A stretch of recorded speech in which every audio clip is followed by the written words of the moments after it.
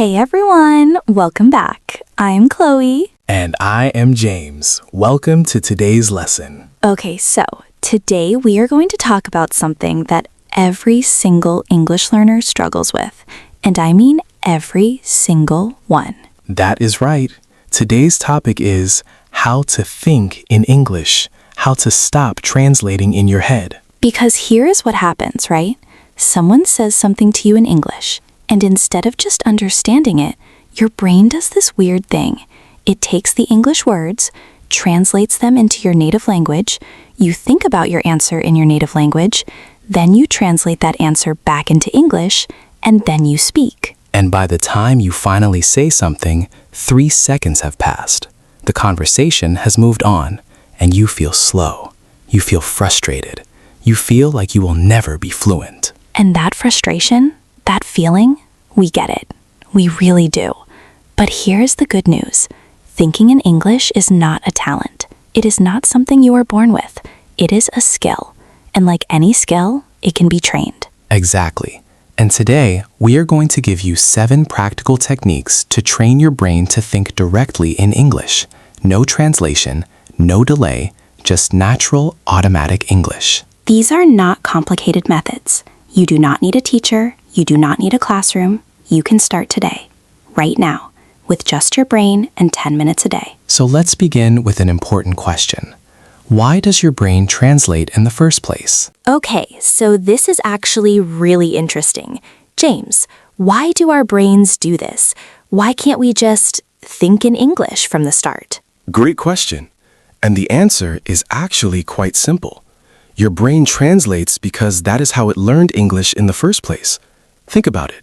When you were in school, how did you learn new words? Like with a vocabulary list, English word on the left, translation on the right? Exactly. Dog equals perro. House equals maison. Book equals shoe. Your brain learned English through your native language, so every time you hear an English word, your brain goes back to that original connection. English word, native language meaning, then back to English. So it is like a detour. Instead of going straight from A to B, your brain goes A to C to B. That is a perfect analogy. And when you are a beginner, that detour is necessary. You need your native language as a bridge. But as you get more advanced, that bridge becomes a wall. It slows you down. It blocks your fluency. So the goal is to remove that wall. Not exactly. The goal is to build a new direct path, a shortcut. So instead of hearing dog and thinking of the word in your language and then picturing a dog, you hear dog and you immediately see the animal. No translation, just meaning. Oh, so it is like when I hear the word coffee, I do not think of a translation. I just smell it, I feel the warmth of the cup, I see the brown liquid. Exactly. That is what thinking in English feels like. Words connect directly to images, feelings, and experiences, not to other words in another language. And the beautiful thing is, your brain already does this with some English words. Think about words you use every day. Words like okay, or hello, or sorry. You don't translate those. That is so true. I never thought about that. So we already think in English a little bit? Yes. The techniques we are about to teach you will help you expand that ability so that more and more words, and then phrases, and then entire sentences become automatic. No translation needed. Okay, technique number 1. And this one is so simple, but so powerful. Label your world. Let me explain what this means. Right now, wherever you are, look around. What do you see? A table? A window? A phone? Your job is to name everything you see in English. Do not translate. Just point and name. So like right now, I see a microphone, a glass of water, a notebook, a pen, a laptop, the ceiling, the floor, a door. Exactly. And here is the key. When you say microphone, do not think of the word in your language first. Just look at the object and say the English word. You are training your brain to connect the object directly to the English word. And you can do this literally anywhere. On the bus, in the kitchen, at the supermarket, walking down the street. That is right. And as you get better, start adding details. Do not just say car. Say red car, then old red car, then old red car parked on the corner. You are building from single words to phrases to descriptions. It is like leveling up in a game. Exactly. Level 1, name the object, chair.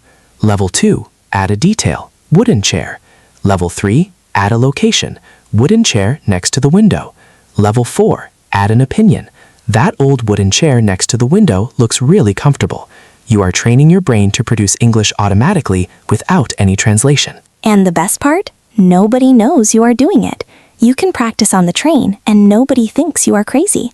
Well, maybe if you say it out loud. I would recommend starting silently, in your head. Then when you are alone, say it out loud. The combination of thinking and speaking activates more pathways in your brain. How long should someone practice this each day? Even 2 minutes is effective, but 5 minutes is ideal. Do it while you are waiting for your coffee, while you are in the elevator, while you are brushing your teeth. Small moments, big results. Technique number 2, and this is my personal favorite. Narrate your actions. This is like being the narrator of your own life. As you do things throughout the day, describe what you are doing, in English, in your head. So like, right now, I would say, I am sitting in a studio. I am recording a podcast. I am looking at James. He is holding a pen. The light is very bright. Perfect. And notice what Chloe just did. She used the present continuous tense. I am sitting. I am recording. I am looking. This tense is natural for describing actions as they happen. And by narrating your actions, you practice it without even thinking about grammar. Okay, wait, that is actually genius. You are practicing grammar without studying grammar? Exactly. When you narrate your morning routine, for example, you naturally use sequences. First, I wake up. Then I brush my teeth. After that, I make coffee. While I drink my coffee, I check my phone. You are practicing first, then, after that, while, all connecting words, all naturally. So let me try a morning example. I am waking up. It is 7:30. I feel tired. I drag myself out of bed. I walk to the bathroom. I turn on the light. I look at myself in the mirror. I look terrible. I need coffee. That was excellent. And did you notice? Chloe used an idiom from our last lesson. I drag myself out of bed. When you narrate your day, you naturally start using the phrases you have learned. This is how vocabulary moves from your passive memory to your active memory. And you can do this with anything. Cooking. I am chopping the onion. I am adding the garlic. It smells so good. Exercising. I am running. My legs are tired. I need to keep going. Shopping. I am looking at this shirt. It is too expensive. I will wait for the sale. The key is consistency. Try to narrate for at least 5 minutes a day. It does not need to be complicated. Simple sentences are perfect. The goal is not perfect grammar. The goal is to get your brain comfortable producing English in real time. And over time, you will notice something amazing. The narration becomes automatic. You will catch yourself thinking in English without even trying. That is the moment you know it is working.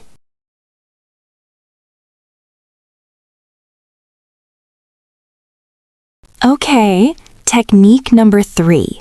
This one is really important. Think in pictures, not words. This is one of the most powerful shifts you can make. Most learners think that thinking in English means replacing every word in their native language with an English word, but that is not how it works. Wait, it is not? No. Real fluency is not word-for-word replacement. Real fluency is when you stop thinking in words altogether and start thinking in images, feelings, and concepts. Can you give us an example? Of course. Imagine someone asks you, "What did you do last weekend?" If you are translating, your brain does this. You think of the answer in your language. You search for the English words. You build the sentence. It takes time. Right, that is the slow way. But if you think in pictures, your brain does this instead. You see an image. Maybe you see yourself at a park. You see green trees. You see yourself sitting on a blanket. You feel the sun. You hear birds. And then the English words just come out naturally to describe that picture. I went to the park. It was sunny. I sat on a blanket and read a book. Oh, so the picture comes first and the words follow the picture. Exactly. The picture is the meaning. The words are just the packaging. When you think in pictures, you skip the translation step entirely because pictures do not have a language. A tree is a tree in every language. Your brain sees the tree, and the English word tree is right there. So how do you practice this? Here is a simple exercise. Close your eyes. Imagine your favorite place. See it clearly. The colors, the sounds, the smells. Now, open your eyes and describe it in English. Do not plan the sentence. Just let the words come from the picture. Let me try. Okay, I am imagining a beach. I see blue water, white sand. I feel the wind on my face. I hear the waves. There's a small cafe next to the beach. I can smell coffee and salt. Beautiful. And notice, Chloe did not translate anything. She saw a picture in her mind, and the English words came out naturally to describe it. That felt so easy. It was like the words just flowed. That is the power of visual thinking. And the more you practice, the stronger that connection becomes. Picture first, word second. No translation needed. Technique number 4, self-talk. And yes, I mean talking to yourself. This might sound strange at first, but self-talk is one of the most effective ways to build English fluency. And the reason is simple. When you talk to yourself, there is no pressure. No one is listening. No one is judging. You can make mistakes. You can pause. You can try again. It is like a safe space for your English, a practice room with no audience. Exactly. And there are many ways to do it. The first way is the internal monologue. This is when you think in English inside your head. You have a conversation with yourself about anything. Like, what should I have for lunch today? I had pasta yesterday. Maybe I will have a salad. Actually, no, I want something warm. Maybe soup. Yes, soup sounds good. Perfect. That is a completely normal thought process, and you just did it entirely in English. No translation, no grammar book, just natural thinking.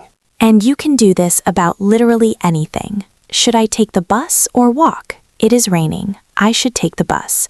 But the bus is always late. Maybe I will just get an umbrella and walk. The second way is the out loud practice. When you are alone, at home, in the car, in the shower, speak English out loud. Have a full conversation with yourself. Okay, I know this sounds weird, but it actually works so well. Sometimes I will stand in front of the mirror and pretend I am being interviewed. So, Chloe, tell me about your day. Well, it was actually a pretty good day. I woke up early, went to the gym, and then recorded this podcast. And the mirror is important because when you watch yourself speak, you become more aware of your mouth movements, your facial expressions, and your body language. All of these things are part of natural communication. Another thing I love to do is pretend I am explaining something to a friend. Like, hey, so I watched this amazing movie last night. It was about this guy who, and then I just keep going. These exercises work because they build what we call production speed. Your brain gets faster at converting thoughts into English words, and the faster that process becomes, the more natural your English sounds. How often should someone practice self-talk? Every day, even if it is just 2 minutes. The key is to make it a habit. Tie it to something you already do. Every time you shower, think in English. Every time you walk to work, narrate in English. Every time you cook, describe what you are doing in English. Technique number 5, and this one takes about 30 seconds to do. Change your phone language to English.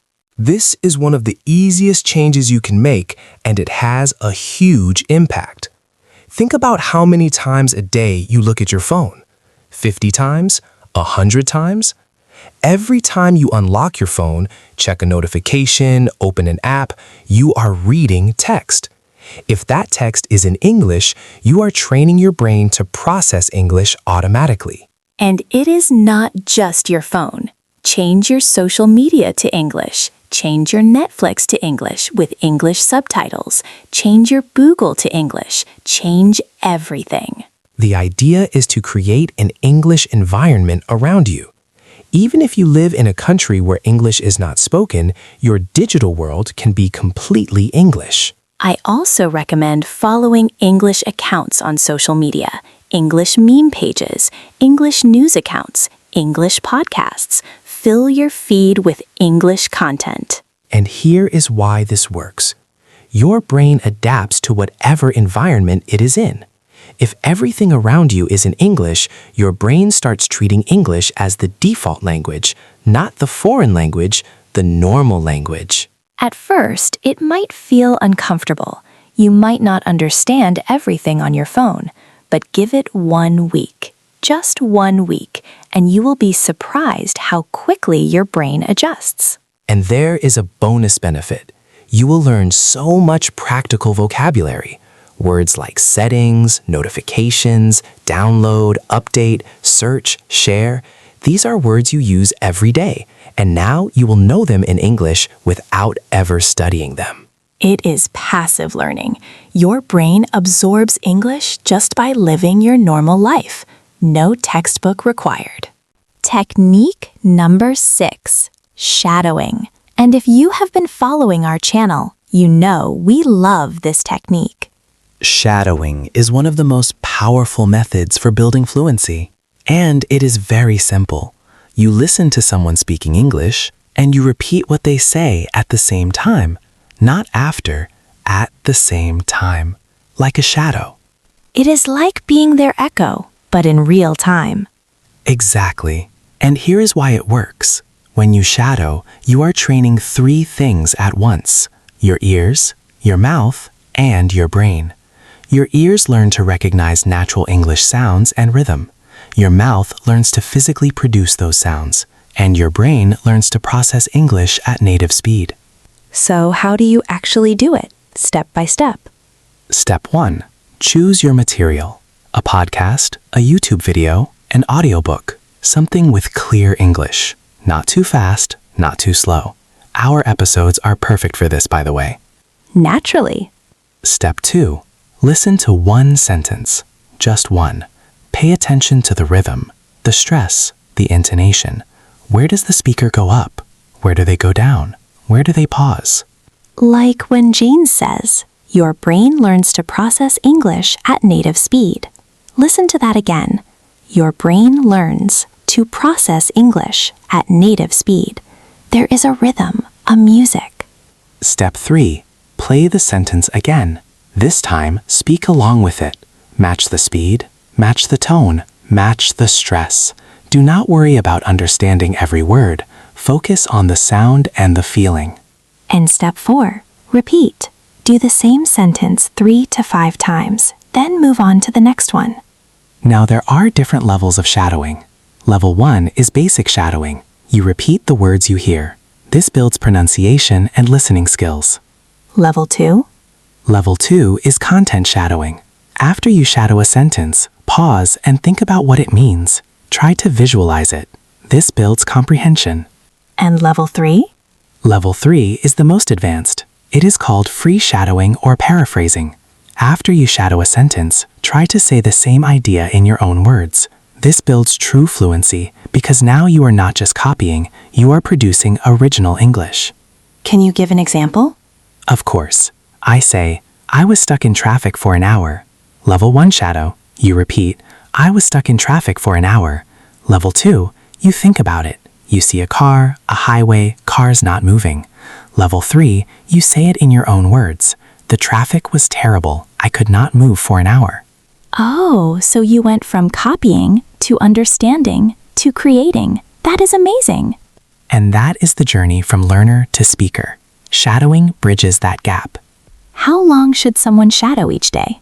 10 minutes is enough, but even 5 minutes makes a difference. The key is daily practice. 5 minutes every day is better than 1 hour once a week. Okay, technique number 7, the final one, and it is a little different from the others. Dream in English. Now, I do not mean literal dreaming while you sleep, although that does happen when you reach a certain level of fluency. What I mean is use your imagination in English. Like daydreaming? Exactly. Daydream in English. Create imaginary scenarios in your mind and play them out in English. This is like self-talk, but more creative, more fun. So, like, imagine you are at a job interview and you think, okay, the interviewer asks me, tell me about yourself. And I say, well, I am a marketing professional with 5 years of experience. I specialize in social media campaigns. My biggest achievement was... Exactly. You are rehearsing real-life situations in English before they happen. This is incredibly powerful because when the real situation comes, your brain already has the English words ready. You have already practiced. What other scenarios can you imagine? So many. Imagine ordering food at a restaurant. I will have the grilled chicken, please, with a side salad. And could I get the dressing on the side? Imagine meeting someone new at a party. Hi, I'm James. Nice to meet you. What do you do for work? Imagine complaining about something. Excuse me, I ordered this 30 minutes ago and it still has not arrived. Could you check on that for me?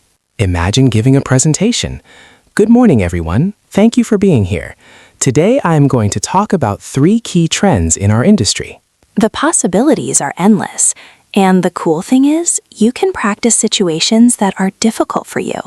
If you are nervous about speaking on the phone in English, imagine a phone call. Play both sides of the conversation. Hello, this is James speaking. How can I help you? Hi, James. I am calling about my order. I have not received it yet. I'm sorry to hear that. Let me look into it for you. Can I have your order number? See? You just practiced a phone call without picking up a phone. And your brain does not know the difference between a real experience and a vividly imagined one. The same neural pathways activate, so when the real phone call happens, your brain is ready. I also love imagining conversations with people I admire. Like, what would I say if I met my favorite author or my favorite YouTuber? It's fun and it's practice. The key with this technique is to be specific and vivid. Do not just think, I am at a restaurant. Think, I am sitting at a small table by the window. The waiter comes over. He's wearing a black apron. He smiles and says, are you ready to order? The more details you add, the more English your brain needs to produce, and the more natural it becomes. Okay, so we have covered 7 techniques. But James, how do you know when it is actually working? How do you know you are starting to think in English? That is a great question. And there are 5 clear signs. Ooh, 5 signs. I love a good list. Sign number 1. You understand without translating. Someone says something in English and you just understand it. You do not need to convert it into your native language. The meaning is just there. Like when someone says thank you and you just feel the gratitude. You do not think about the translation. Exactly. Sign number 2. You start dreaming in English, not daydreaming, actual nighttime dreams.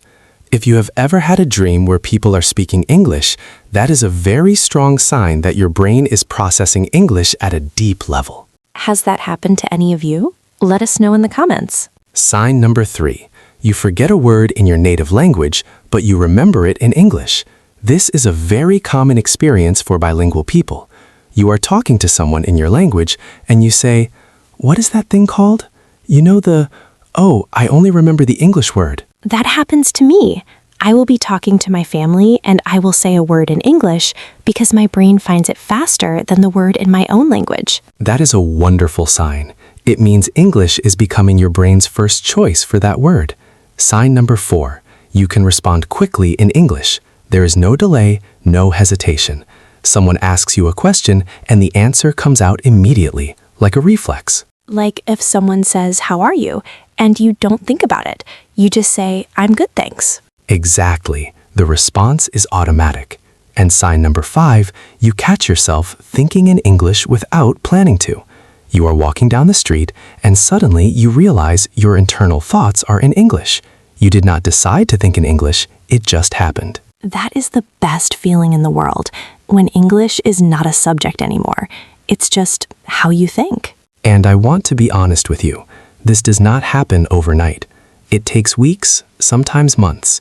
But if you practice these 7 techniques consistently, even for 10 minutes a day, it will happen.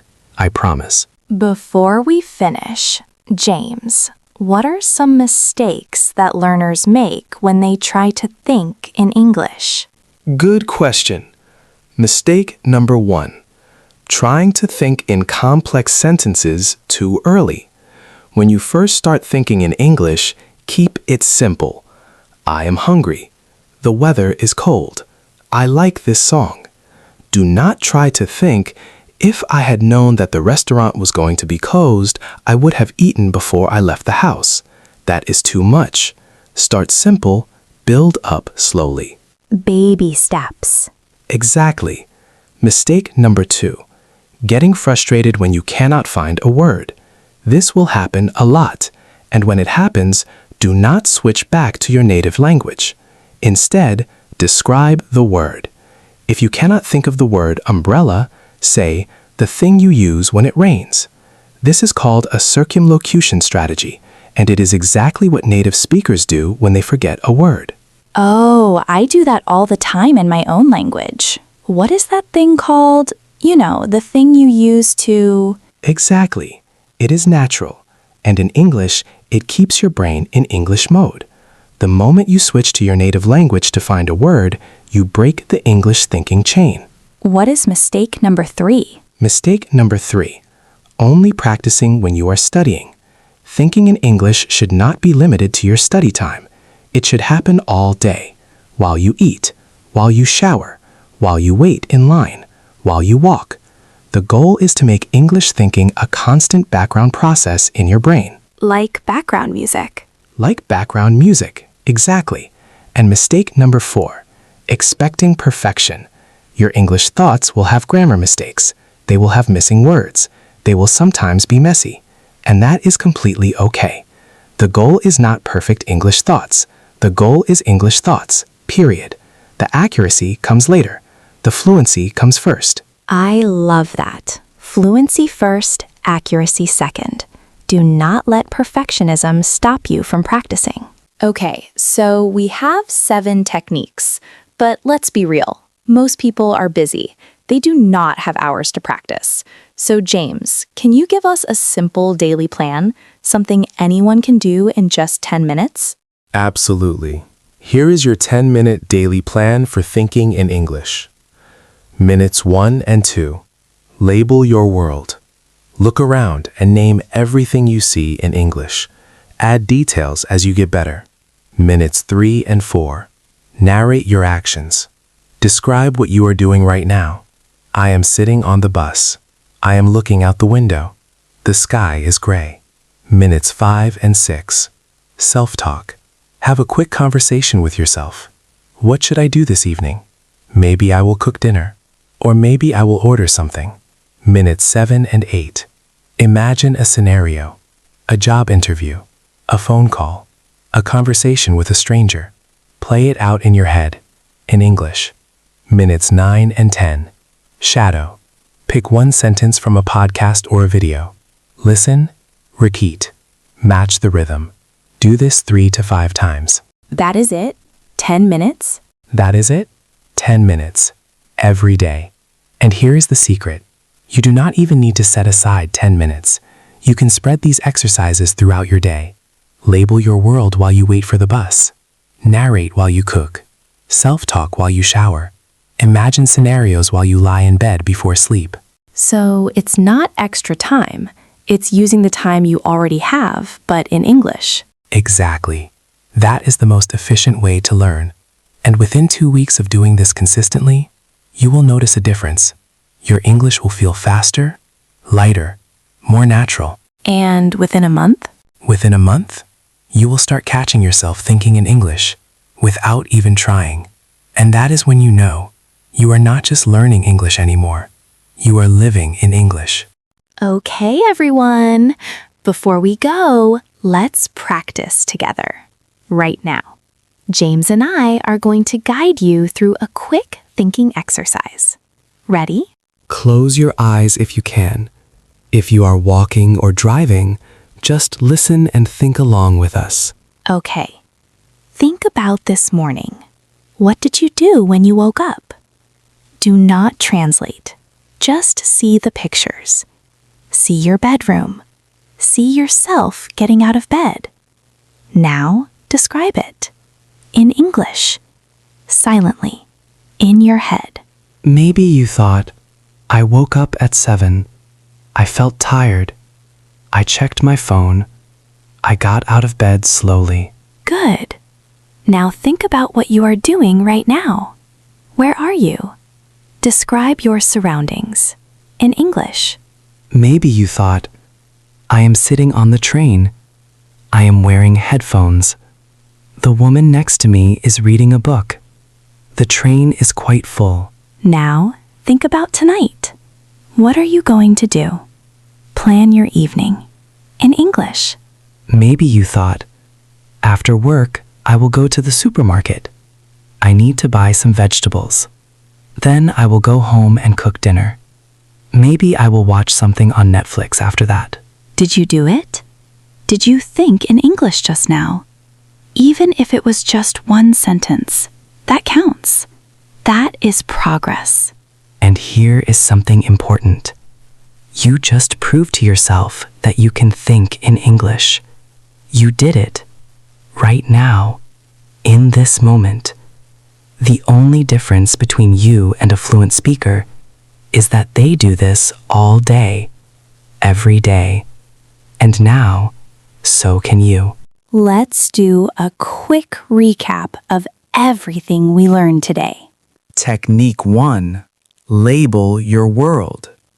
Look around and name things in English. Technique 2. Narrate your actions. Describe what you are doing as you do it.